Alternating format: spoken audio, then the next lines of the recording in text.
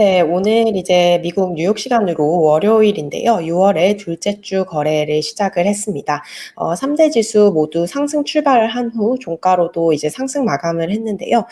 이제 장중에 이제 피디님 말씀해 주신 대로 등락을 거듭하면서 상당한 변동성이 나타났습니다. 나스닥 지수 같은 경우 오늘 장중에 2% 가까이 급등을 했었는데요. 이후에 장중 마이너스 영역으로 반락을 하는 등 변동성을 보이기도 했었고요. 다우 지수 같은 경우도 장중에 하락 반전을 했습니다. 다우 지수는 오늘 이제 종가 기준으로 전장 대비 소폭 상승한 수준 0.05% 상승한 강보합권에서 마감을 했고요. S&P 500 지수 같은 경우 전장보다 0.31% 상승 마감을 했습니다. 나스닥 지수는 종가 기준으로 전장 대비 0.4% 상승한 수준에서 종가를 형성했습니다. 전장 아시아장에서 조금 장 흐름이 좋았던 것 같은데요. 특히 이제 지금 중국의 코로나 봉쇄가 조금 완화됐다라는 소식이 들리면서 아시아발 금융시장의 투심 개선이 오늘 장 초반 뉴욕장에서도 그대로 이어졌습니다. 이제 뉴스 보도를 통해서 들으셨을 텐데 중국 수도 베이징 같은 경우 이제 코로나 확산세가 꺾이면서 방역 조치를 완화하기로 했다라고 발표가 나왔는데요. 이에 따라서 지금 식당과 학교, 관광지, 공원 등의 시설에서 지금 방역 조치가 완화될 방침입니다. 이 여파로 지금 전장의 홍콩 증시가 2~3%대 상승 마감을 했었는데요. 이 흐름을 따라서 뉴욕 증시도 오늘 아침에는 1% 안팎의 상승세를 보이면서 상승 출발을 했습니다. 하지만 이제 오후쯤 돼서 이제 지금 미국 국채 금리가 다시 상승하는 흐름을 보였는데요. 미국 10년물 국채 금리가 다시 3%를 돌파를 하면서 살짝 이제 주가에 하방 압력을 가했습니다. 또 이외에 인플레이션 우려라든지 이번 주에 물가 지표가 발표가 되기 때문에 인플레 우려와 연준의 긴축 우려가 계속 지속되면서 지금 증시의 상방 하방 압력이 동시에 공존하면서 이제 복합적인 영향을 미친 장으로 해석이 됩니다. 네, 이제 전문가 중에 시티 인덱스 전문가가 이렇게 오늘 장에 대해서 멘트를 했는데요. 이제 베이징과 상하이의 일상 복귀에 따라서 투심이 이제 개선이 됐지만 여전히 지금 증시에는 인플레이션 우려라든지 또 최근에 120달러대를 상회하고 있는 120달러대 부근까지 올라온 유가 상승 그리고 고용시장 호조 등의 요인이 연준의 긴축 우려를 지지하고 있는 상황이라면서 양방향적으로 혼재된 장을 지금 투자자들이 소화하고 있었다라고 설명을 했습니다. 네, 오늘 이제 다시 미국 10년물 국채금리가 3%대로 올랐습니다. 10년물 국채금리 3%라는 숫자가 상당한 이 심리적인 저항선이기 때문에 좀 중요한 레벨인데요. 10년물 국채금리가 지금 3%대로 올라온 것은 지난달 이제 5월 18일 이후에 약 3주 만에 처음 있는 일입니다. 최근에 계속해서 이제 금리가 조금 하락을 하다가 다시 이제 좀 올라온 모습인데요. 하지만 이제 말씀해 주신 대로 시장의 충격이 크지는 않았습니다. 지금 연초부터 국채금리 상승세가 계속해서 이슈가 되고 있고 또 3%라는 레벨이 불과 이제 한 달 전에 이미 우리가 도달했던 레벨이기 때문에 이것이 어떤 고성장 비테크 종목에 큰 하방 압력으로 연결이 되지는 않았고요. 전문가들 또한 이제 국채금리 상승세를 시장이 상당히 선반영했고 주식시장이 이를 좀 무시하는 흐름을 보였다라고 얘기를 했습니다. 이렇게 설명을 했는데요. 이제 we've been there before이라고 얘기를 했습니다. 우리가 이미 이것을 경험해 본 것이다. 3% 국채금리 3%라는 걸 이제 처음 봤을 때는 상당히 이제 시장이 놀랐었지만 이미 이것을 한번 겪었기 때문에 조금 이제 소화를 잘 한 것 같다라고 말을 하기는 했는데요. 지금 국채금리의 상승이 이제 주식시장과 연결이 되는 과정에서 지난 몇 달 전에도 상당한 이제 시차를 두고 좀 주식시장이 이를 사후적으로 반영한 적이 있었습니다. 이제 그런 부분을 조금 유념해서 봐야 할 것 같고요. 이제 지난주 발표됐었던 이제 고용이 생각보다 호조를 보이면서 연준의 긴축 우려가 계속되고 있고 또 이번 주에도 굉장히 중요한 지표인 물가 지표가 예정이 되어 있기 때문에 국채 금리에 대한 흐름, 즉 이제 금리 채권 시장이 미국 연준의 긴축 경로를 어떻게 보고 있는지에 대해서 계속해서 주식 투자자들도 좀 유념을 해야 할 부분인 것 같습니다. 네. 이제 이번 주에 가장 중요한 지표가 이번 주 금요일 날 발표되는 미국의 5월 소비자 물가 지수입니다. 지금 지난주에 고용이 발표가 되었고요. 또 이번 주에 5월 CPI가 발표가 되게 되는데 6월 FOMC를 앞두고 나오는 마지막으로 보게 되는 제일 중요한 지표라는 점에서 지금 투자자들의 촉각이 기울어져 있습니다. 실제로 지금 오늘 장부터 지금 물가 지표를 대기하는 이런 흐름이 조금 나타나고 있는데요. 아무래도 이제 큰 지표다 보니 모두가 이제 집중을 하고 있는 모습입니다. 이제 관건은 이 물가 상승률이 고점을 찍었는지 이 여부가 이제 가장 중요한 시장의 관심 사안입니다. 지금 4월 미국의 CPI 물가 상승률 같은 경우 8.3%를 기록했는데요. 전년 동기 대비. 이것은 이제 3월 달에 기록했던 8.5보다는 소폭 둔화된 수준을 나타냈습니다. 실제로 4월 CPI 같은 경우에 이것이 이제 8개월 만에 처음으로 물가가 둔화 조짐을 보였었던 이런 사례인데요. 하지만 이 8%라는 숫자가 여전히 상당히 높은 수준이고 지금 40년여 만에 지금 가장 높은 수준을 유지하고 있다라는 점에서 지금 좀 상당히 우려스러운 부분이 있는 것이 사실입니다. 지금 월스트리트 전문가들은 지금 5월 CPI 같은 경우 전년 동기 대비 그러니까 지난해 같은 기간 대비 8.2% 상승했을 것으로 예상을 하고 있습니다. 만약에 8.2%라는 숫자가 나온다면 4월보다도 이제 4월이 8.3%였기 때문에요. 이것보다도 소폭 둔화한 것으로 해석을 할 수 있을 것 같습니다. 그러면 이제 CPI가 2달 연속으로 둔화하는 흐름을 보이는 건데요. 하지만 또 이제 좀 애매한 부분이 지금 CPI를 발표를 했을 때 전년 동기 대비와 전월 대비를 동시에 발표가 되게 되는데요. 월가 전문가들은 전년 동기 대비로는 CPI가 조금 진정이 됐을 것이라고 예상을 하고 있지만 전월 대비로는 조금 더 악화됐을 것으로 예상을 하고 있습니다. 5월 CPI가 전월 대비 0.7% 올라서 전월치 0.3% 상승보다 이제 조금 악화됐을 것으로 예상을 하고 있는데요. 만약 지금 월가의 예상치 수준으로 숫자가 나올 경우 이것은 결국 인플레이션이 고점을 아직 찍지 않았다. 인플레 고점이 아직 다가오지 않았다라는 논란을 재현시키면서 주가에 조금 조정 압력으로 연결될 수 있을 것 같습니다. 지금 이제 CPI가 만약에 고점에 이르지 않았으면 물가가 더 올라갈 수 있다는 의미죠. 그러면 결국 연준이 물가를 잡기 위해 더 공격적인 금리 인상, 9월에도 공격적인 금리 인상을 할 수 있다라는 의미로 해석이 되면서 이제 아까 물어봐 주신 이제 채권 금리 상승이라든지 이렇게 연결이 될 수 있는 부분인데요. 결국 이제 예상치를 상회하는지 여부 그리고 고점에 이제 도달을 했는지 여부를 조금 핵심적으로 지켜봐야 할 요인으로 보입니다. 어 전문가들 역시 이제 CPI 지표가 이제 9월 연준의 행보를 결정을 하는 요인이기 때문에 고용과 같은 여타 지표보다 훨씬 중요하다라고 지적을 하고 있습니다. 아무래도 이번 주에는 계속해서 이 CPI에 대한 이 시장의 관심이 장을 이끌어갈 것으로 보입니다. 네. 오늘 이제 빅테크 같은 경우는 대체로 견조한 흐름을 보였습니다. 빅테크가 지지력을 보이면서 전체 주가가 조금 지지를 받은 이런 모습도 있는 것 같은데요. 특징적인 종목 같이 한번 살펴보겠습니다. 우선 트위터 관련해서 이제 뉴스가 큰 게 나왔는데요. 지금 트위터 인수를 검토를 하고 있는 계약 과정에 있는 일론 머스크 테슬라 CEO가 트위터에 대한 인수 철회를 검토하고 있다라는 발언을 했습니다. 지금 머스크 CEO 같은 경우 트위터와 약간의 공방을 계속해서 이어가고 있는데요. 트위터 계정 이용자 중에 이제 스팸이라든지 가짜 계정 정보에 대해서 이제 이 비중이 트위터 전체 이용 고객 중에 몇 퍼센트가 되느냐, 이제 5%가 넘어가느냐를 두고 지금 트위터와 함께 공방을 펼치고 있습니다. 이제 머스크가 이런 말을 했는데요. 이제 트위터가 이 가짜 계정 정보를 제대로 제공하고 있지 않다라고 하면서 이것은 이제 인수 거래 조건을 중대하게 위반한 것이다라고 얘기를 했습니다. 그러면서 트위터 인수 거래를 종결을 할 수 있다라고 위협을 했는데요. 지금 최근에 이제 테슬라 주가가 큰 폭으로 내렸고,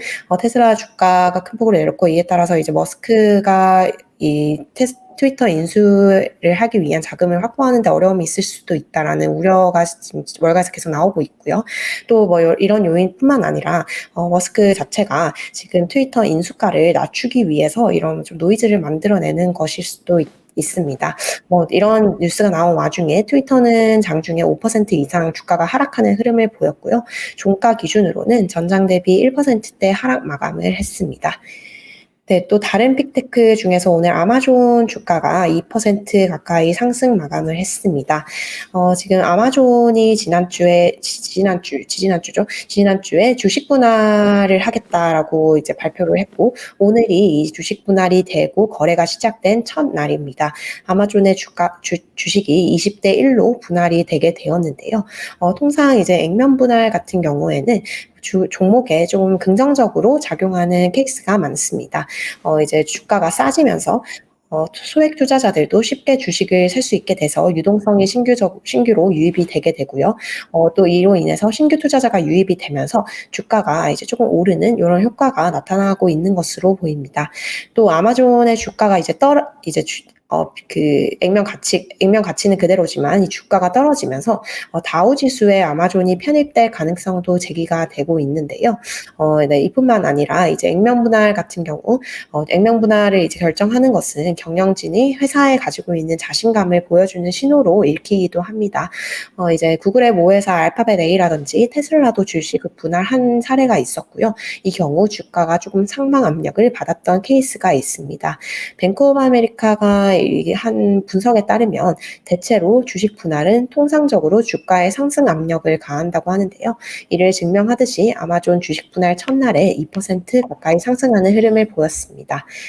네, 또 애플 같은 경우 오늘 이제 WWDC라고 애플 세계 개발자 회의가 이제 개회가 되었는데요. 이번 주 동안 진행이 되게 되는데 이 회의에서 이제 애플의 신제품과 소프트웨어 등 주요 업데이트 등이 공개가 되었습니다.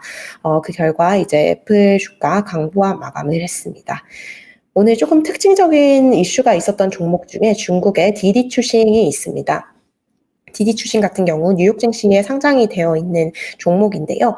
지금 월스트리트 저널에서 이런 보도를 내놨습니다. 중국 각 당국이 이제 디디 추싱과 뉴욕에 상장된 두 개의 기술 기업에 대한 조사를 종료할 예정이다라고 보도를 했습니다. 무슨 의미냐면요. 중국 당국은 이제 중국에 있는 빅테크 기업에 대한 강도 높은 규제를 지금까지 계속 진행해 오고 있었습니다. 하지만 이제 계속 코로나 이슈 때문에 중국 경기 둔화 가능성이 커지면서 중국 당국이 빅테크에 대한 이런 조금 규제를 완화할 수 있다라는 기대감을 증폭을 시켰고요. 이 결과로 디디 추싱의 주가가 장중 67% 이상 폭등하는 이런 일이 일어났습니다. 계속해서 중국 쪽에서 조금 긍정적인 소식이 전해지고 있는데요. 앞서 오프닝에서도 소개를 드렸듯이 지금 중국의 코로나 봉쇄 베이징 쪽에서 좀 완화가 되고 있고요. 또한 이제 트럼프 정권에서 미국이 중국에 부과한 대중 관세가 조금 완화되는 조짐이 나타나고 있습니다. 미국 상무부 장관이 주말에 이제 CNN 방송에 출연해서 이런 발언을 했는데요. 가정용품이나 자전거 등과 같은 물품에 대해 관세 인하 조치가 타당한 측면이 있다라고 언급을 했습니다. 관세 인하 이런 기대감 역시 계속해서 조금 증시에 긍정적인 영향을 미치고 있는 것으로 보입니다.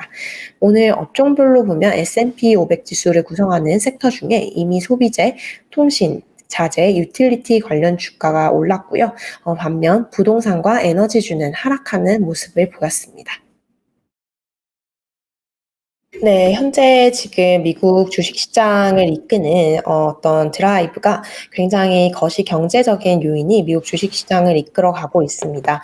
전쟁이 계속 진행이 되고 있고요. 뿐만 아니라 기록적인 인플레이션, 그리고 이제 엄청난 이 새로운 긴축의 패러다임 이런 게 계속 맞물려 가면서 굉장히 지금 좀 예측하기 어려운 장이 이어지고 있고 변동성 또한 매우 증폭된 상황이 유지가 되고 있는데요. 물론 이제 주가를 예상을 하는 것이 그 누가 맞출 수가 없는 게 주가 흐름이고 또 이 주가에 대한 설명은 항상 후행적이기 때문에 이것을 좀 예측하기는 어렵지만 월스트리트 전문가들도 계속해서 전망을 내고 있습니다. 간단하게 소개해 드리려고 하는데요. 이제 오늘 새로 나온 이제 월가 전문가 예상 중에서 에버코어 ISI 이제 투자 자문사입니다. 이제 IB들에게 투자 자문을 해주는 회사인데요. 여기서 보고서를 발표를 했습니다. 현재 지금 주가가 이제 굉장히 이 S&P 500 지수가 약세장까지 진입을 하면서 굉장히 안 좋은 흐름을 보이다가 지난 2주간은 이제 살짝 반등하는 흐름을 보이고 있는데요. 지금 현재 주식시장에서 나타나고 있는 이런 반등의 흐름이 이제 경기 침체가 없는 약세장의 바닥에 근접해 가고 있는 과정이다라고 정의를 내렸습니다. 영어로 표현했을 때 non-recession bear market의 이제 바닥을 바텀을 찾고 있는 상황이다라고 얘기를 했는데요. 이거를 이제 어떻게 해석을 하시면 되냐면요. 이제 약세장이 온다고 해도 이제 두 가지 경우로 나눠서 크게 보고 있습니다. 월가에서는 약세장에 왔지만 다만 경기 침체가 없는 약세장의 경우 이제 주가의 하락폭이 20%대 수준에서 이제 마무리가 되는 경우가 대부분이라고 하는데요. 지금 나스닥과 S&P 같은 경우 이제 20-30%대 떨어진 상황입니다. 그렇기 때문에 만약에 경기 침체가 오지 않으면 지금 주가의 하락이 이 정도 수준에서 마무리가 되고 다시 시장이 조금 반등할 수 있을 것이다라는 첫 번째 시나리오가 있고요. 두 번째로 이제 경기 침체가 동반되는 약세장입니다.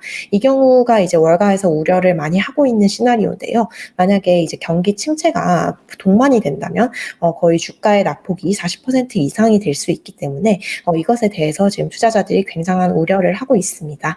하지만 이제 에버코어 ISI가 주장하는 바는 이번 장은 이런 경기 침체가 동반하지 않는 약세장이라는 평가를 했습니다. 에버코어 ISI의 주식 수석 전략가인 에마누엘 전략가가 이런 말을 했는데요. 이제 왜 이제 경기 침체가 오지 않을 것으로 예상을 하느냐라는 질문에는 여러 가지 설명을 들었습니다. 첫 번째로 이제 올해 들어서 증거금 부채가 하락을 했다라는 점을 지적을 했는데요. 그렇기 때문에 이제 경기 침체의 신호로 보이지는 않는다고 얘기를 했고요. 또한 이제 코로나 팬데믹으로 인해서 M&A 시장이 굉장히 조금 위축이 됐었습니다. 인수합병 같은 것이 사실 이제 실제로 사람을 대면하고 해야 되는 업무도 상당히 있고요. M&A 자체가 조금 굉장히 위축이 됐었는데 그것이 이제 다시 활기를 찾고 있다라는 설명을 했습니다. 이런 요인도 있고요. 또한 다르게 중요하게 지적한 요인이 기업들의 자사주 매입이 늘어나고 있다라는 점을 지적을 했습니다. 주가가 큰 폭으로 지금 하락한 상태인데요. 이것을 기회 삼아서 자사주를 매입하고 있는 사례가 늘어나고 있다면서 자사주 매입이 실제로 그 어느 때보다 활발하다라고 지적을 했습니다. 이 부분을 조금 주의 깊게 봐야 되는 이유가 이제 월가의 최대 IB인 JP모건도 똑같은 지적을 했기 때문인데요. JP모건도 앞서서 지금 자사주 매입이 상당히 높아진 상태라면서 이게 지금 주가가 반등할 수 있는 근거라고 지적을 한 바가 있습니다. 또 지금 지난주에 마이크로소프트 이슈도 있었고요. 계속해서 경기 둔화 가능성에 따라서 기업의 이익 전망이라든지 기업의 가이던스가 지금 하향 조정되는 케이스가 나오고 있긴 한데요. 이것에 대해서 에버코어 ISI는 이제 기업의 이익 전망이 물질적으로 큰 폭으로 하락하지 않았다라고 지적을 하면서 아직까지는 괜찮아 보인다라는 전망을 했습니다. 네, 또 이외에도 여러 IB들에서 이제 전망이 나왔는데요. 계속해서 강세 입장을 내고 있는 JP모건 경우 오늘 또 다시 기존의 입장을 되풀이를 했습니다. 시장의 대표적인 강세론자 마르코 콜라보닉 오늘 또 발언을 했는데요. 지금 미국의 탄탄한 소비 상황을 강조를 했습니다. 지금 저도 뉴욕에서 생활을 하고 있는데 이제 주말에 길거리에 나가보니까 정말 관광객이 엄청나게 많이 늘어난 것 같아요. 사람들도 굉장히 많고 또 여행 수요라든지 이제 여름에 다가오면서 소비의 수요가 상당히 늘어나고 있고 또 미국 가계가 코로나 팬데믹으로 인해서 저장을 해온 이런 저축 비용 같은 것이 지금 소비가 되고 있는 상황이기 때문에 이제 미국 경기가 침체에 빠지지는 않을 것이다라고 분석을 한 것인데요. JP모건 역시 이런 소비 상황과 팬데믹 영향이 지금 점진적으로 줄어들고 있는 점 그리고 중국의 경제가 재개되고 있는 점 등을 고려했을 때 경기 침체가 일어나지 않을 것이라고 이제 얘기를 했습니다. 우크라이나 전쟁이 이제 상당한 위험 요인이긴 하지만 하반기에 해결될 가능성이 있다고 봤고요. 금융시장의 경우 최근 몇 달간 보인 손실을 회복을 해서 지수가 올해 이제 대략 지난해와 같은 수준에서 마감을 할 것으로 예상을 했습니다. 한마디로 말해서 낙폭이 회복이 되겠다라고 전망을 한 셈입니다.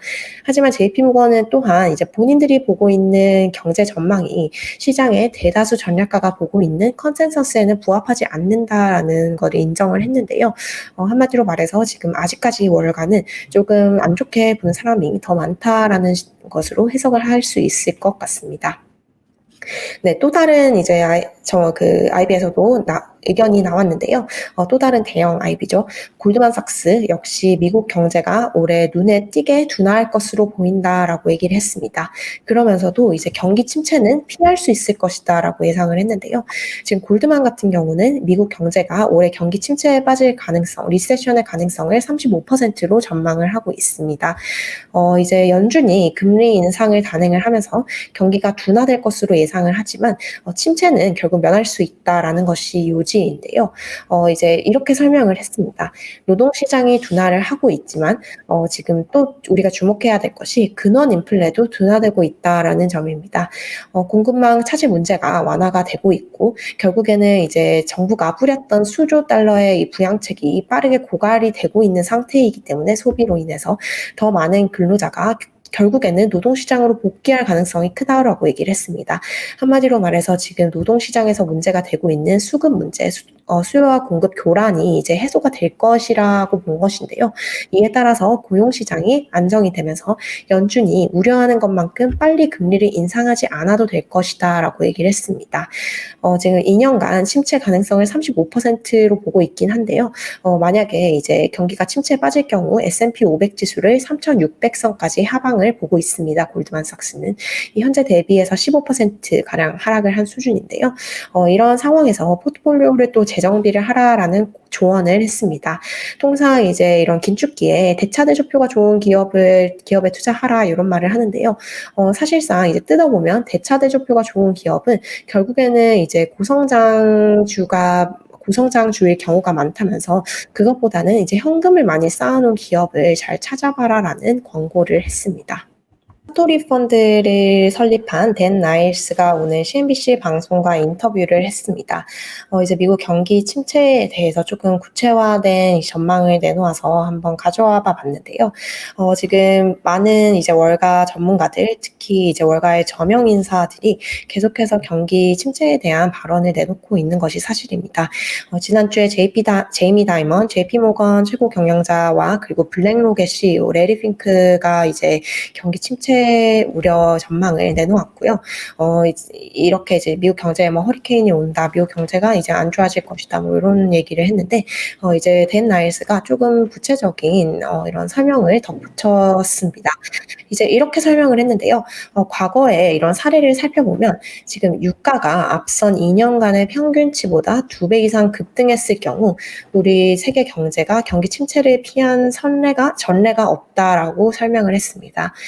지금 다시 유가가 상당히 좀 오른 상태인데요. 오늘 유가가 WTI 가격이 장중에 $120를 다시 또 돌파를 했습니다. 지금 현재 시점에서 지난 2년간 유가 평균이 배럴당 $54라고 하는데요. 현재 유가가 이것을 $110를 넘어가고 있고요. 2배를 넘어가고 있고 한때 $120를 또 이제 돌파를 했었던 상태입니다. 이런 요인을 봤을 때 경기 침체가 불가피하다라고 얘기를 했고요. 또한 이제 지금 이런 상황에서 경기 침체가 안 온다고 전망하는 것은 매우 희박한 가능성에 베팅하는 것이다라고 얘기를 했습니다. 주가 또한 상당한 조정을 겪을 것이라고 봤는데요.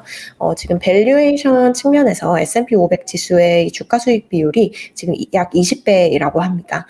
이제 이것을 물가 상승률에 대입을 해봤을 때 과거에 물가 상승률이 5%를 넘었을 당시에 평균 PE가 지금 12배였다고 하는데요. 지금 3, 4월 물가 상승률이 8%를 상회를 하는 수준입니다. 이것을 봤을 때도 지금 주가 수익 비율이 너무 높다라고 지적을 한 것이고요.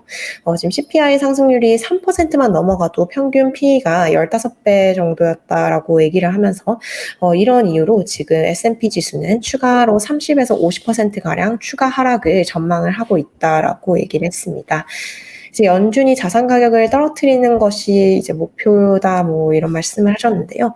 연준이 나서서 주가를 하락시킬 거야, 뭐 이렇게 하는 것은 아니지만 결국 연준이 가지고 있는 가장 중요한 목표치인 인플레에 대응을 하는 과정에서 주가 하락은 불가피하고 또 연준은 주가 하락에 좀 신경을 그렇게 쓰지 않는다라는 표현이 굉장히 정확할 것 같습니다. 이런 연준의 큰 목표를 도달해가는 과정에서 주가가 하락하더라도 연준이 멈추지 않을 것이다라는 얘기고요.